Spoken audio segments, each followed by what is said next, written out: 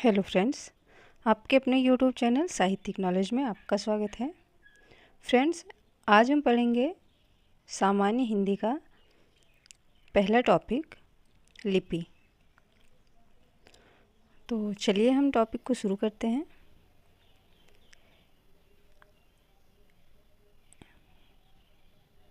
लिपि को दो भागों में विभक्त किया गया। पहला ब्राह्मी लिपि और दूसरा खरोष्टी लिपि। खरोष्टी लिपि को दाएं से बाएं लिखते हैं। इसका समय है 350 ईस्वी पूर्व से तीसरी ईस्वी सदी तक। 350 ईस्वी पूर्व से इसका प्रयोग होने लगा था और तीसरी ईस्वी सदी तक हुआ था। और ब्राह्मी लिपि, इसका प्रयोग 500 ईस्वी वर्ष पूर्व से मिलता है और 350 ईस्वी तक।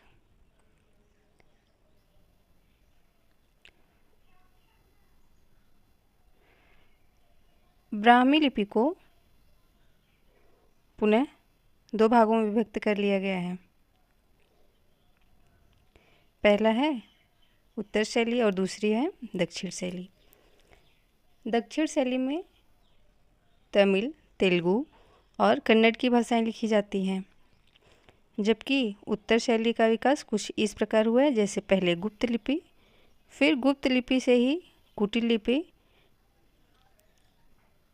जम्मू कश्मीर के क्षेत्रों में प्रयोग की जाने वाली भाषा के आधार पर इस लिपि को शारदा लिपि कहा गया और इसी से आगे चलकर प्राचीन नागरी लिपि विकसित हुई।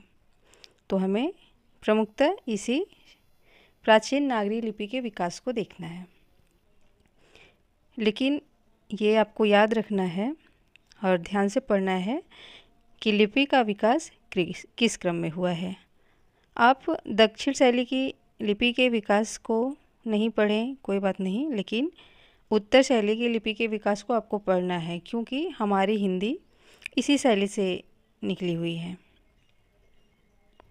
तो आगे चलिए देखते हैं। हम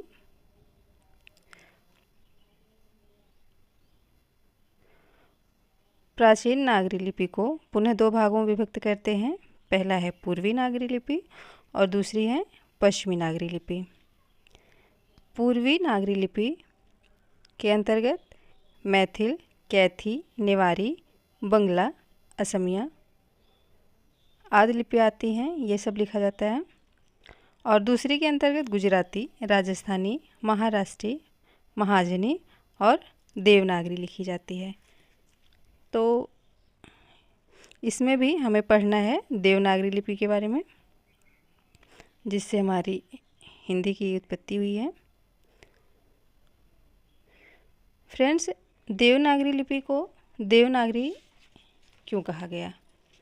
इसके कुछ विशेष कारण हैं, जैसे गुजरात के नागर ब्राह्मणों द्वारा विशेष रूप से प्रयुक्त होने के कारण यह लिपि नागरी लिपि कहलाई।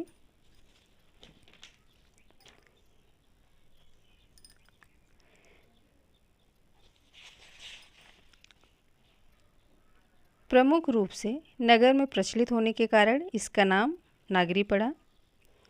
तथा तीसरा कारण यह भी बताते हैं कि तांत्रिक चिन्ह देवनगर से समानता होने के कारण इसे देवनागरी लिपि या फिर नागरी लिपि कहा गया। कुछ विद्वान यह भी मानते हैं कि देवनगर अर्थात काशी में प्रचार के कारण यह देवनागरी कहलाई। हिंदी को देवनागरी लिपि में लिखा जाता है। यह एक वैज्ञानिक लिपि है।